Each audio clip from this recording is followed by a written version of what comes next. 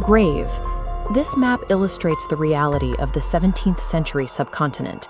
Rival empires maintained a state of constant conflict, leaving the common people trapped within a cycle of political instability and unchecked tyranny. For generations, the masses lived under the threat of total displacement and daily violence. They existed in a state of profound despair, waiting for any leader who might offer a path toward freedom. From this chaos, Shivaji Maharaj emerged. Millions view his arrival as a miracle, an avatar chosen by Goddess Bhavani to restore order. A single leader rose to challenge the immense scale of this oppression, changing the trajectory of his era and leading us to ask how a mortal man achieved such a total shift in power. Did Shivaji Maharaj possess supernatural abilities, or does the historical record reveal a different truth? Historical records contain no evidence of magical powers.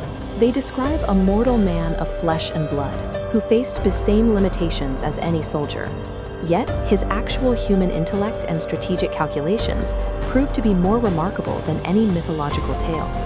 Understanding his legacy requires examining how an individual engineered the administrative and military structures of Swarajya, the reality of true self-rule. On February 19, 1630, Shivaji was born within the stone fortifications of Shivneri Fort. He was the son of Shahaji Bhosle and Jijabai, born into a world of physical hardship. His mother, Jijabai, served as his primary strategic and moral architect, shaping his worldview from his earliest years. She utilized the ancient epics of the Ramayana and Mahabharata as tactical blueprints, teaching him how to combat overwhelming odds and maintain a strict code of justice. The seeds of duty and patriotism were planted in his mind long before he ever held a sword, providing a psychological foundation for the battles to come.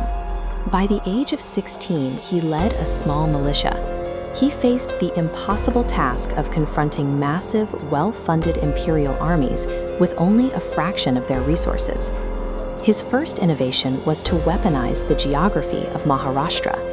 He realized that the jagged peaks and dense forests rendered the heavy cavalry of his enemies effectively useless. He perfected the strategy of Pahari Yudhyaniti, or guerrilla warfare. His forces relied on extreme speed and surprise, striking from the high ground and vanishing back into the hills before the enemy could organize a response. This approach allowed him to systematically capture and control heavily fortified strongholds, using the terrain to create choke points that a small garrison could defend indefinitely.